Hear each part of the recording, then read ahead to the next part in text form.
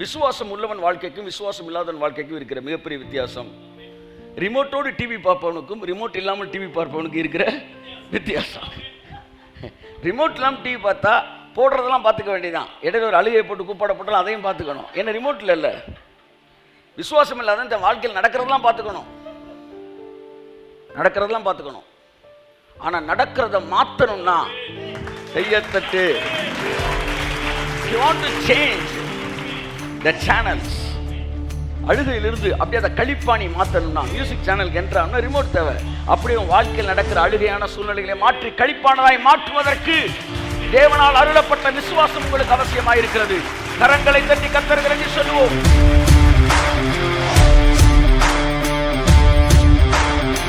விசுவாசம் என்பது எப்போதுமே வாழ்க்கையில் நம்ம ஏதோ சாகிறதுக்கும் சாப்பிட்றதுக்கும் இந்த உலகத்தில் வாழ்றதுக்கும் தேவன் கொடுத்த துண்டு சீட்டு அல்ல.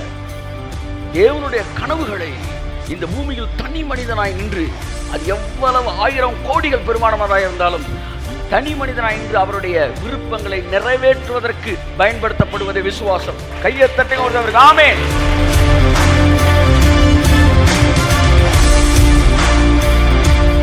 கீழ்ப்படிதல்னா என்ன? சீரல் குடிக்காம இருக்கிறது, இல்லை வேற என்ன சொல்றது, சினிமா பார்க்காம இருக்கு, தண்ணி அடிக்க, இப்படி பல விஷயங்களை சொல்றீங்களே, இதெல்லாம் நல்லது. ஆனால் இதெல்லாம் கீழ்ப்படிதல் லிஸ்ட்டில் கொண்டு வரவே முடியாது.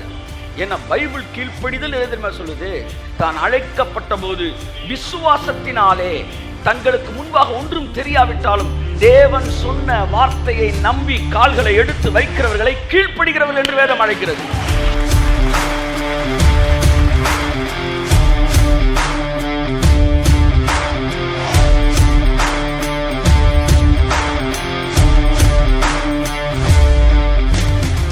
ஏன் ஆபிரகாம் கீழ்ப்படிந்தான் என்று பெயர் என்று அழைக்கப்படுகிறான்? பதில் சொல்லுங்க. ஆபிரகாம் விசுவாசித்தான். சொல்லுங்க. ஆபிரகாம் விசுவாசித்தான். தேவன் சொன்னதினாலே போகுமிடம் இன்னதென்று அறியாமல் புறப்பட்டு போனான். ஆகையால் அவன் கீழ்ப்படிந்தவன் என்று அழைக்கப்பட்டான். கை தட்டுங்க.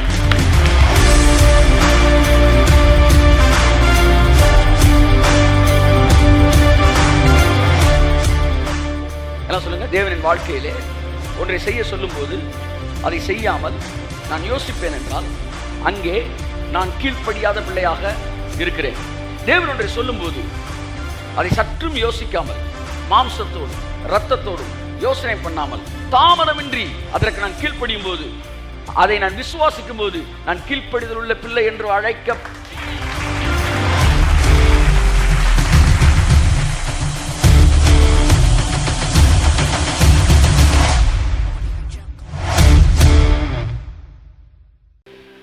தேவனுடைய வார்த்தைக்கு நேராக நாம் கடந்து சொல்வோம். எபிரேயர் 11ஆம் அதிகாரம் 8ஆம் வசனத்தை வாசிப்போம். எபிரேயர் 11:8. விசுவாசத்தினாலே ஆபிரகாம், எல்லாம் சொல்லுவோம் விசுவாசத்தினாலே. நாம் என்ன படிச்சுட்டு வரோம்? ஃபெய்த். விசுவாசம் என்கிற தலைப்பிலே தொடர்ந்து தேவனுடைய வார்த்தை படித்து கொண்டு வருகிறோம். Faith is the medium which connects the natural people with supernatural God. கை தட்டி ஒரு ஆமென். விசுவாசம் என்பது இயற்கையான மனிதர்களை இயற்கைக்கு அப்பாற்பட்ட கடவுளோடு இணைக்கக்கூடிய தொடர்பு சாதனம். ஆமென். இப்போ பாருங்கள், முன்னாடி அழகான ஒரு டிவி இருக்குது அப்படின்னா, அது எவ்வளோ அழகான டிவியாக இருந்தாலும் உங்கள் கையில் ரிமோட் இல்லைன்னா நடக்கிறது நடக்கிற மாதிரி நடக்கட்டும். நான் சொல்கிற புரியுதுன்னு நினைக்கிறேன். ஆமாம், என் வாழ்க்கையில் நடக்கிறது நடக்கட்டும், எல்லாம் கடவுள் பார்த்து தான் நடப்பிக்கிறாரு அப்படின்னு சொல்லி நடக்கிறத பார்த்துக்கலாம். ஆனால் ரிமோட் கையில் இருக்கிறவன் எதை பார்க்கணும்னு நினைக்கிறானோ அதை நடக்க வைப்பான். அவ்வளோதான் போதும்னு நினைக்கிறேன். அப்படியே காணிக்கை போட்டு கிளம்ப வேண்டியான். விசுவாசம் உள்ளவன் வாழ்க்கைக்கும் விசுவாசம் இல்லாதவன் வாழ்க்கைக்கும் இருக்கிற மிகப்பெரிய வித்தியாசம் ரிமோட்டோடு டிவி பார்ப்பவனுக்கும் ரிமோட் இல்லாமல் டிவி பார்ப்பவனுக்கு இருக்கிற வித்தியாசம். ரிமோட் இல்லாமல் டிவி பார்த்தா போடுறதெல்லாம் பார்த்துக்க வேண்டியதான். இடையில ஒரு அழுகையை போட்டு கூப்பாட போட்டாலும் அதையும் பார்த்துக்கணும். ஏன்னா ரிமோட்டில் இல்லை. விசுவாசம் இல்லாத இந்த வாழ்க்கையில் நடக்கிறதெல்லாம் பார்த்துக்கணும், நடக்கிறதெல்லாம் பார்த்துக்கணும். ஆனால் நடக்கிறத மாற்றணும்னா Kaiyathattu. You want to change the channels. அழுகையிலிருந்து அப்படியே அதை கழிப்பாணி மாற்றணும்னா மியூசிக் சேனலுக்கு என்றால் ரிமோட் தேவை. அப்படியே வாழ்க்கையில் நடக்கிற அழுகையான சூழ்நிலைகளை மாற்றி கழிப்பானதாய் மாற்றுவதற்கு தேவனால் அருளப்பட்ட விசுவாசம் உங்களுக்கு அவசியமாயிருக்கிறது. கரங்களை தட்டி கர்த்தர்கள் என்று சொல்லுவோம். அருமையான தேவனுடைய பிள்ளைகளே, வாழ்க்கை என்கிற டிவியை பார்க்கிற உங்களுடைய கரத்திலே விசுவாசம் என்கிற ரிமோட் இருக்கிறதா? இருக்கிறவங்க ஒரு அல்லேலூயா சொல்லு. ஆமென், ஆமென், ஆமென், ஆமென், ஆமென். The man living with faith is like a man watching the TV with remote control. சிலரை பார்த்தா ரிமோட் கண்ட்ரோலை தொலைச்சிட்டு ஏதோ போடுறத பார்த்துக்கிட்டு இருக்கோம் சார் அப்படின்ற மாதிரி இருக்கு. கண்ட்ரோலை தொலைச்சிட்டீங்களா? ரிமோட்டை தொலைச்சிட்டீங்களா? இல்லை கண்ட்ரோலை தொலைச்சிட்டீங்களா? Remote means control. That is called remote control. Faith also means control. Controlling the situation. Changing the situation as I like, as I wish. Amen. நீங்கள் விரும்புவதற்கேற்ற உங்கள் சூழ்நிலைகளை மாற்றுவதற்கு தேவன் உங்களுக்கு கொடுத்திருக்கிற ரிமோட் கண்ட்ரோல் தான், மீடியம் தான் ஃபெய்த். விசுவாசம் என்பது பெரிய தொடர்பு சாதனம். டிசியை ஏசியா கன்வெர்ட் பண்ற, ஏசியை டிசியா கன்வெர்ட் பண்ற மாதிரி உங்களுக்குள்ள இருக்கிற நேச்சுரலை சூப்பர் நேச்சுரலா கன்வெர்ட் பண்ணுவதுதான் விசுவாசம். ஆகவே நீங்க டிவியை போடுறதுக்கு முன்னாடி ரிமோட்டை கையில் எடுத்துட்டு தான் உட்காரணும். அப்படிதான் ஒவ்வொரு நாள் காலையில நீங்க வந்து அந்த ஃபெய்த்தோட தான் உள்ள கனெக்ட் ஆகணும். விசுவாசமானது தேவனிடத்தில் சேர்கிறவன், அங்கேயே ஃபெய்த் ஸ்டார்ட் ஆகுது. ஸோ ஃபெய்த்துக்கு பல உருவங்கள் இருக்கிறது எனக்கு அன்பானவர்களே. ஃபெய்த்தில் வந்து நீங்கள் சேனல்ஸை மட்டும் மாற்றுறதில்ல. ஃபெய்த்தில் வந்து இது வந்து நீங்கள் வந்து கான்ட்ராஸ்ட்டை கூட்டலாம், நீங்கள் பிரைட்டை மாற்றலாம், சவுண்டை கூட்டலாம், வாட் எவர் யூ லைக். படம் எப்படி இருக்குன்னு நினைக்கிறீங்க அப்படி கொண்டு வரலாம். அப்படி விசுவாசம் வந்து கடவுளோடு பேசுவது, கடவுளை பிரியப்படுத்துவது, இந்த உலகத்தில் நீங்கள் தேவன் விரும்புகிறதை பூமியிலே செயல்படுத்துவது, இது எல்லாமே the man with faith. அப்போ விசுவாசம் இருக்கிறவர்கள் என்ன செய்கிறார்கள் என்றால் பணமுடையவர்களாக கருதப்படுகிறார்கள். பொருள் இல்லாதவருக்கு இவ்வுலகம் இல்லை, அருள் இல்லாதவருக்கு அவ்வுலகம் இல்லை என்று திருவள்ளுவர் தான். அப்போ இந்த உலகத்தில் பணம் இருந்தால் எப்படி பணக்காரனோ, அந்த உலகத்தில் வந்து அருள், grace, faith is a grace, is output of grace. அங்கே வந்து பணம்ன்றது என்னன்னா விசுவாசம். அதனால தான் பைபிள் ஐஸ்வர்யவான் அப்படின்னு பேசும்போது உலகத்தில் தரித்தனா இருக்கிறேன், அங்கே ஐஸ்வர்யவானா இருக்கிறேன் அப்படின்னு சொல்றாரு. ஸோ இந்த ஃபெய்த் வந்து பல விஷயங்களுக்கு பயன்படுது. இன்னைக்கு நான் பேச விரும்புகிறேன் என்னன்னா, ஆபிரகாம் தான் அழைக்கப்பட்ட போது கீழ்ப்படிந்து தான் போகும் இடம் இன்னதென்று அறியாமல் புறப்பட்டு போனான். இன்னைக்கு நான் பேச ஒரே விஷயம் என்னன்னா, faith is not just for a survival on this earth. விசுவாசம்ன்றது இந்த உலகத்தில் சர்வை பண்ணுறதுக்கான ஒரு விஷயம் மட்டும் கிடையாது. வியாதியை துரத்துறது, வறுமையை துரத்து, இதுக்கு மட்டும் இல்லை. It's a source to fulfilling god's huge desires. விசுவாசம் என்பது இந்த பூமியிலே தேவனுடைய மிகப்பெரிய ஆசைகளை நிறைவேற்றுவதற்காக தேவன் உங்களுக்கு கொடுத்திருக்கிறார். கரங்களை கட்டி கர்த்தருக்கு நன்றி சொல்லுவோம். ஆமென். It is not just for surviving. இது இந்த பூமியில் பிழைப்பு நடத்துவதற்கான மட்டும் கிடையாது. விசுவாசம் பிழைப்பு நடத்துவதற்கு அது பயன்படும். ஆனால் இது அதற்கானது மட்டுமல்ல. தேவனுடைய மிகப்பெரிய ஆசைகள், இந்த தேசத்தின் வர்ணத்தை மாற்றக்கூடிய ஆசைகளை இந்த பூமியில நிறைவேற்றக்கூடிய மனிதனுக்கு நிறைவேற்றுவதற்கு கொடுக்கப்படுவதுதான் விசுவாசம். இந்த பூமியில மிகப்பெரிய காரியங்களை சாதித்தவர்கள் எல்லாம், தேவனுடைய மனதின் மிகப்பெரிய படங்களை செயல்படுத்தினவர்கள் எல்லாம் விசுவாச வீரர்களாக தேவன் அழைத்த போது கீழ்ப்படிந்து தாங்கள் போகுமிடம் இன்னதென்று அறியாமல் காலடி எடுத்து வைத்தவர்கள். கரங்களை தட்டி கர்த்தருக்கு நன்றி சொல்லுவோம். ஆமென், ஆமென். ஒரு சில காரியங்களை இந்த வசனத்திலிருந்து நான் பேசி கடந்து செல்ல விரும்புகிறேன். திரும்ப திரும்ப வாசிப்போம், அதே வசனத்தை வாசிப்போம். விசுவாசத்தினாலே ஆபிரகாம், பை ஃபெய்த் ஆபிரகாம், ஆமென், தான் சுதந்திரமாக பெறப்போகிற இடத்திற்கு போகும்படி அழைக்கப்பட்ட போது. அழைப்பு, இதை பத்தி நான் பேச விரும்புகிறேன். எல்லோருக்கும் அழைப்பு கிடையாது, எல்லோருக்கும் அழைப்பு இருக்கிறது. ஆனா அந்த அழைப்பு வேற வேற காரணத்தில் இருக்குது. அதை பத்தி, அழைப்பை பத்தி கொஞ்சம் நான் பேசுறேன். அடுத்து கீழ்ப்படிந்து, அழைக்கப்பட்ட போது கீழ்ப்படிந்து தான் போகும் இடம் என்னதென்று அறியாமல் புறப்பட்டு போனான். இப்ப நான் முதல்ல என்ன பேசுறேன்னா, கீழ்ப்படிந்து. ஆபிரகாம் பைபிள் என்ன சொல்லுது? கீழ்ப்படிந்து. அப்ப கீழ்ப்படிதல்னா என்ன? சீரல் குடிக்காம இருக்கிறது, இல்லை வந்து வேற என்ன சொல்றது, வந்து சினிமா பார்க்காம இருக்கு, தண்ணி அடிக்க, இப்படி பல விஷயங்களை சொல்றீங்களே, இதெல்லாம் நல்லது. ஆனா இதெல்லாம் கீழ்ப்படிதல் லிஸ்ட்ல கொண்டு வரவே முடியாது. ஏன்னா பைபிள் கீழ்ப்படிதல் எது தெரியுமா சொல்லுது?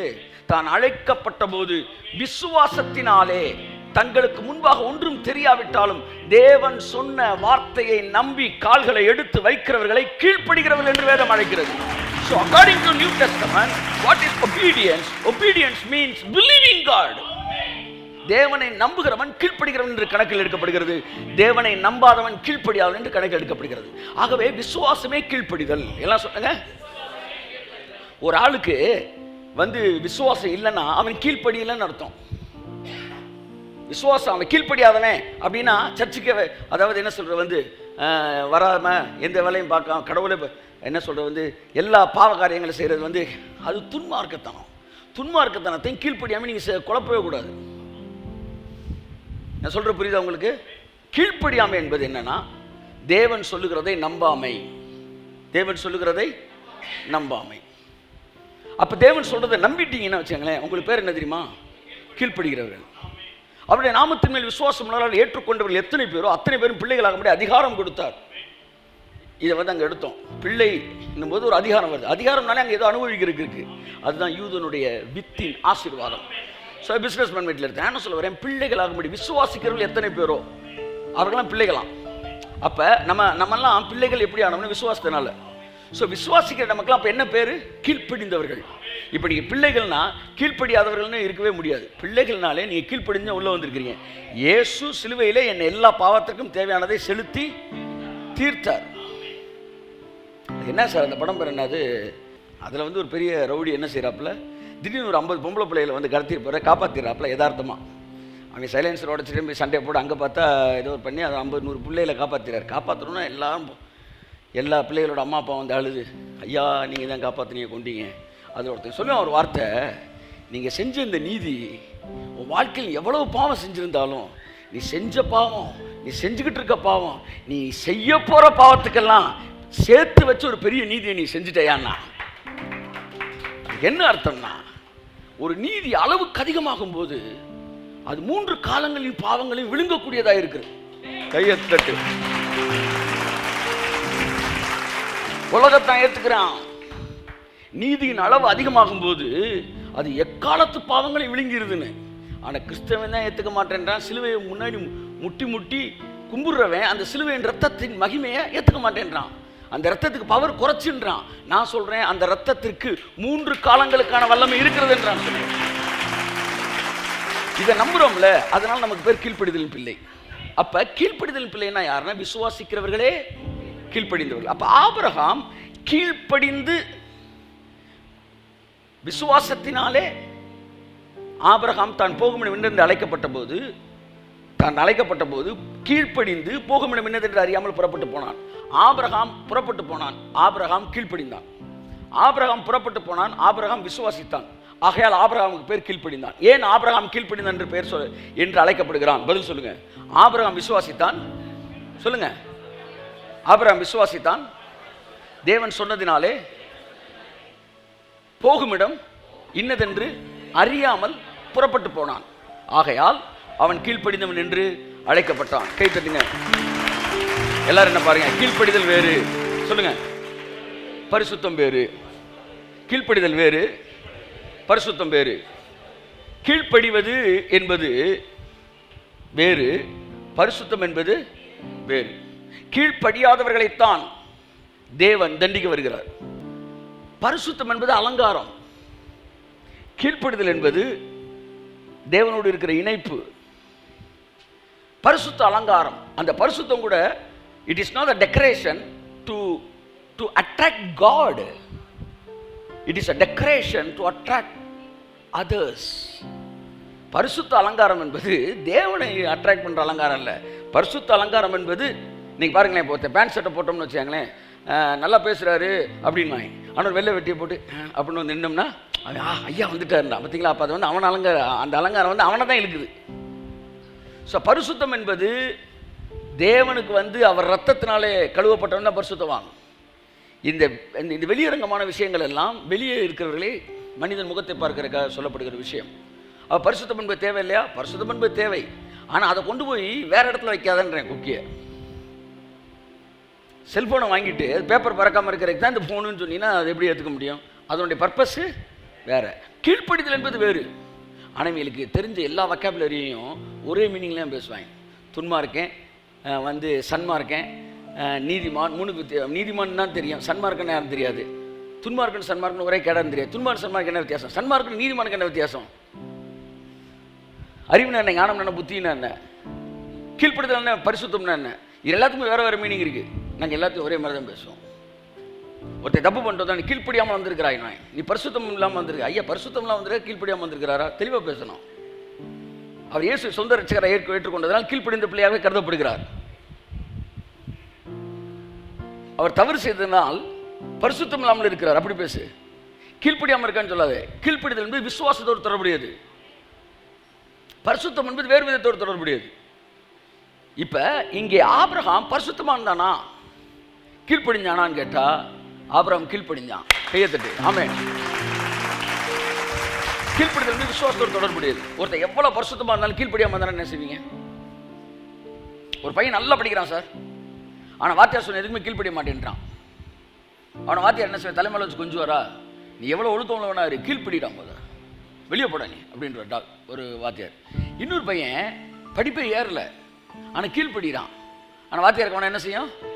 பிடிக்கும். இவனை எப்படியாச்சும் மேல கொண்டு வந்துடலாம், கையை தட்டு அப்படின்னு ஒரு.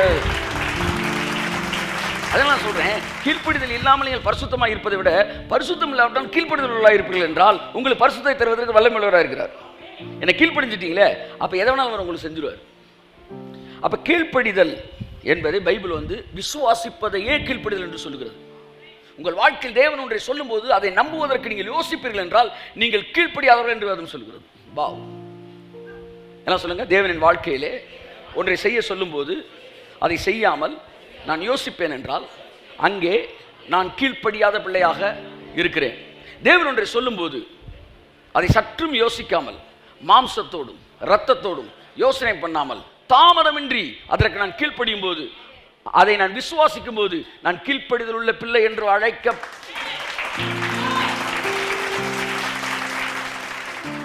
இந்த கீழ்ப்படிதல் எல்லா இடத்துலையும் வருது. ஃபெய்த் எங்க இருக்கும் அங்க கீழ்ப்படிதல் இருக்கும். கொடுங்கள் உங்களுக்கு கொடுக்கப்படும் உடனே விசுவாசிக்கிறவன் கீழ்ப்படிஞ்சிடான், விசுவாசிக்காதவன் அப்படி நின்னுக்கிறான். கீழ்ப்படியாதவர்கள் யார்? விசுவாசிக்காதவர்கள். கீழ்ப்படியாதவர்கள். விசுவாசிக்காதவர்கள் யார்? கீழ்ப்படியாதவர்கள் விசுவாசிக்காதவர்கள். அப்ப கீழ்ப்படிதல் என்னன்னு சொல்லிட்டேன் உங்களுக்கு. விசுவாசத்தில் வருகிற விளைவே கீழ்ப்படிதல். அடுத்தது வாசிப்போம், திரும்ப ஒரு வாசிப்போம். வேற மேட்டர் பேசுவோம். விசுவாசத்தினாலே ஆபிரகாம் தான் சுதந்திரமாய் பெறப்போகிற இடத்திற்கு போகும்படி அழைக்கப்பட்ட போது கீழ்ப்படிந்து தான் போகும் இடம் இன்னதென்று அறியாமல் புறப்பட்டு போனான். Amen. Faith is not just connected with the matter of survival, but it is connected to fulfill the huge desires of God. இன்றைக்கு தான் உங்கள்கிட்ட பேச விரும்புகிறேன். விசுவாசம் என்பது எப்போதுமே வாழ்க்கையில் நம்ம ஏதோ சாகிறதுக்கும் சாப்பிட்றதுக்கும் இந்த உலகத்தில் வாழ்கிறதுக்கும் தேவன் கொடுத்த துண்டுச்சீட்டு அல்ல. தேவனுடைய கனவுகளை இந்த பூமியில் தனி மனிதனாய் நின்று, அது எவ்வளவு 1000 கோடிகள் பெருமானமாக இருந்தாலும் தனி மனிதனாய் நின்று அவருடைய விருப்பங்களை நிறைவேற்றுவதற்கு பயன்படுத்தப்படுவதே விசுவாசம். கையை தட்டி அவருக்கு ஆமென், ஆமென், ஆமென், ஆமென், ஆமென், ஆமென். கர்த்தர் என்று சொன்னார், ஆபிரகாமோட the very first step out of his family, it made God's heart excited. அதாவது கர்த்தர் சொன்ன உடனே தான் போகும் இடம் எதுன்னே தெரியல, திசை மட்டும் தான் தெரியுது. அவன் ஓகே போறேன்னு சொல்லி பேக் பண்ணிட்டு அந்த முதல் ஸ்டெப்பு அந்த வீட்டுல இருந்து வெளியில எடுத்து வச்சான் பாருங்களேன், அப்ப பருவமே எந்திரிச்சு நின்னுச்சு. ஆமென். என்றைக்குமே தேவன் சொன்ன வார்த்தையை நம்பி கீழ்ப்படிந்து அதை விசுவாசித்து அந்த விசுவாசத்தின் விளைவாக கீழ்ப்படிந்து உங்கள் முதல் ஸ்டெப்பை எடுத்து வைக்கும் போது தேவனுடைய இருதயத்தை நீங்கள் வைப்ரேட் பண்ணுகிறீர்கள் என்று நான் சொல்கிறேன். அப்பேற்பட்டவர்கள் தான் இந்த உலகத்தில் மிகப்பெரிய காரியங்களை சாதிக்கிறார்கள். வாய்ப்புகள் எல்லோருக்கும் வருகிறது, ஆனால் சிலர் மாத்திரமே அதை விசுவாசத்தினாலே செயல்படுத்தி இந்த பூமியிலே சரித்திரத்தை படைக்கிறார்கள். ஆமென், ஆமென், ஆமென், ஆமென். இந்த உலகத்தில் சரித்திரம் படைத்தவர்கள் எல்லோருமே விசுவாசத்தினாலே காலடி எடுத்து வைத்தவர்கள். ஆமென், ஆமென், ஆமென், ஆமென். இந்த பூமியில 2 குரூப் இருக்கிறாங்க சார். ஒருத்தன் வாழ்றதுக்குன்னு இருக்கிறவன், இன்னொருத்தன் சாதிக்கிறதுக்குன்னு இருக்கிறவன்.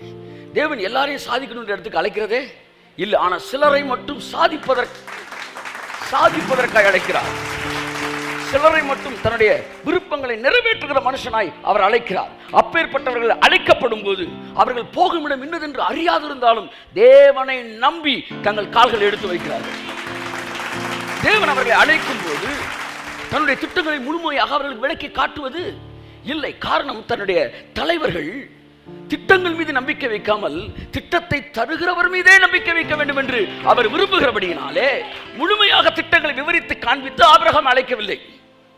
நான் உனக்கு காண்பிக்கும், நான் இப்ப காண்பிக்கும் இல்லை, நான் உனக்கு இனிமே I am going to show it, நான் காண்பிக்க போகிற அந்த தேசத்துக்கு புறப்பட்டு வா என்று சொன்னபோது எந்த தேசத்துக்கு போகிறோம் என்று அறியாமல், ஆமென் சொல்லுங்க. விசுவாசம் என்றால் பல நேரங்களிலே ஒன்றை செய்யும் போது அதற்கான முழுமையான படமே இருக்காது. எல்லாம் நல்லா தெரியுது சார், அதுக்கு பேர் விசுவாசமே கிடையாது. நேரா போ, லெஃப்ட்ல போ, ரைட்ல போ, அங்கனக்குள்ள இருந்து இப்படி போ அப்படி போ அப்படின்னாலே இவ்வளவு படத்தை நீ வாங்கிட்டீல, இனி எதுக்கு நீ விசுவாசிக்கணும்? படத்தை பார்த்துட்டே போயிரு. ஆனா நீ நேரா போ, இது அப்புறம் சொல்றேன்னா, இப்ப நான் நேரா போற வரைக்கும் அவரை நம்பியே தான் போக வேண்டியது இருக்கு. ஏன்னா அதுக்கு அங்கிட்டு அவர் என்கிட்ட பேசினா தான் நான் போக முடியும். அப்ப இப்ப நான் எப்படி போறேன்? விசுவாசத்தில் போறேன். சிலர் இருக்காங்க, என்ன பண்ணுவீங்க, எப்படி செய்வீங்க, என்ன மாதிரி நடக்கும், என்ன மாதிரி சொல்லுங்க, தெளிவா சொல்லுங்க. அப்படி பேசாம ஏதாச்சும் ஒரு ஐடி கம்பெனிக்கு போயிட வேண்டியதான். ஆனா தேவன்கிட்ட வரும்போது தெளிவா காட்டுங்க அப்படின்னா பேச முடியாது. ஏன்னா தேவன் எப்பவுமே படத்து மேல நம்பிக்கை வைக்கணும்னு நினைக்க மாட்டாரு, டைரக்டர் மேலதான் நம்பிக்கை வைக்கணும்னு நினைப்பாரு. அப்ப என்னுடைய கேள்வி என்னன்னா, டைரக்டரோட கைவிட மாட்டார் நம்பினா படம் உனக்கு எதுக்கு? கையை தட்டு. படம் வேணும் நீ கேட்கும் போதே சைடுல இடுப்புல வர நீ குத்துறீல, என்ன குத்துற? ஒருவேளை நீங்க போயிட்டீங்கன்னா கூட இதை வச்சு போயிருவேன் சார். ஒரு நான் கேட்டேன், ஆண்டவரே இன்னைக்கு இதை முடிச்சிடுறேன், அப்போ இந்த நாளைக்கு அந்த மேட்ரை வந்து எப்படின்னு இல்லை, நாளைக்கு பேசிக்கலாம் கிளம்புட்டார். என்ன ஆண்டவரே நீ ஜபத்தில் நாளைக்கு மேட்ரு, நாளைக்கு நான் உசுரோட தான் இருப்பேன், போ நாளைக்கு நான் ஊருக்கு போகிறேன் எல்லாத்தையும் சொல்கிறேன், நாளைக்கு நீ வா, நீ உசுரோட இருப்ப, நானும் உசுரோட இருப்பேன், அதனால நாளைக்கு உட்காந்து பேசுவோம். ஒரு மாதத்துக்கு தேவையானதை பேசுவதற்கு நான் எங்கள் ஊருக்கு போகல, நான் இருக்கிறவராகவே இருக்கிறேன். ஆகவே 24 மணி நேரத்துக்கு கடவுள் உங்களுக்கு என்ன செய்யணும்னு பேசினாலே போதும். நாளைக்கு என்னன்னு பேச நீங்கள் கேட்குறீங்களே அப்படின்னா அவிசுவாசம்னு அர்த்தம். நாளைக்கு மட்டும் நாளைக்கு பேசுவார், கும்முன்னு போய் தூக்கத்தை போடுவோம். நாளைக்கு இருப்பார்ல, இருப்பார். நாளைக்கு இருப்பார்ன்ற விசுவாசம் இருந்தால் எந்த திட்டம் எனக்கு தேவையில்லைன்றேன் நான். ஆபிரகாம் அறியாமல் புறப்பட்டு போனான். உங்களுக்கு முன்பாக இருட்டா இருந்துச்சுன்னா நீங்க தப்பு பண்ணிட்டீங்கன்னு நினைக்காங்க, நீ விசுவாசத்தில் இருக்கீங்கன்னு அர்த்தம். எல்லா நேரங்களும் தெளிவாக எல்லாம் இருக்காது. விசுவாசிக்கிறவர்களுக்கு எல்லாம் தெளிவாக இருக்க வேண்டும் என்ற அவசியமும் கிடையாது. கையை தட்டு. ஆமென். எங்களுடைய வெளிச்சம் திட்டங்கள் அல்ல, எங்களுடைய வெளிச்சம் தேவன். தேவன் இதுவரை நடத்தின தேவன், இதுவரை பேசின தேவன், இதுவரை கையை பிடிச்சு கூட்டிட்டு வந்த தேவன், அவர் தான் எங்க வெளிச்சம். ஆகவே ஆபிரகாம் அழைத்தப்ப எந்த அளவு நம்பிக்கை இருந்துச்சுன்னா அவன் போகும்பிடம் எதுவுமே தெரியாம புறப்பட்டு போயிருப்பான். அநேகர் கர்த்தருடைய ஆவியானவர் சொல்கிறார், many used to miss the privilege of fulfilling God's huge desires. அநேகர் இவ்விதமான வாய்ப்புகள் கிடைக்கும் போது தேவன் அநேகரை அழைக்கிறாராம், வாடா உன்னை கொண்டு பெரிய காரியத்தை சாதிக்கிறேன், நீ காலடி எடுத்து வைடான்னு போது அந்த கால் எடுத்து வைக்கிறதுக்கு யோசிச்சு நிறைய பேர் கடவுளுடைய மிகப்பெரிய ஆசைகளை இந்த பூமியில செய்து முடிக்கக்கூடிய ஒரு பாக்கியத்தை அவர்கள் இழந்து போகிறார்கள். எனக்கு ஒரு பாக்கியம் கிடைக்குது, அது என்ன பாக்கியம்னா, தேவன் இப்படிலாம் நல்லா இருக்கு மேடம் அப்படின்னு நினைக்கும் போது அதை செய்யறதுக்கு என்ன கூப்பிடுறாரு. 14 வயசுல வாடா அப்படின்னு, வாடான்னு அப்படி யோசிச்சேன்னா ஒரு பெரிய ஒரு ப்ரிவிலேஜை நான் மிஸ் பண்றேன். இந்த உலகத்தில் அநேகர் சராசரி மனிதர்களாய் மாறி மரித்து விடுகிறார்கள். 2 லைஃப் ஸ்டாண்டர்ட் இருக்கு, ஒன்று வாழ பிறந்தவர்கள், இன்னொன்று சாதிக்க பிறந்தவர்கள். இந்த சாதிக்க பிறந்தவர்கள் இடத்துல இருந்து நீங்க மிஸ் ஆகும்போது வாழ பிறந்தவர்களாக வாழ்ந்து மரித்து விடுகிறீர்கள். அப்போ உங்களுக்கு வீட்டு அட்ரஸ் இருக்கும், ஆனா பரலோகத்திலிருந்து உங்களுக்கு ஒரு அட்ரஸ் இருக்காது.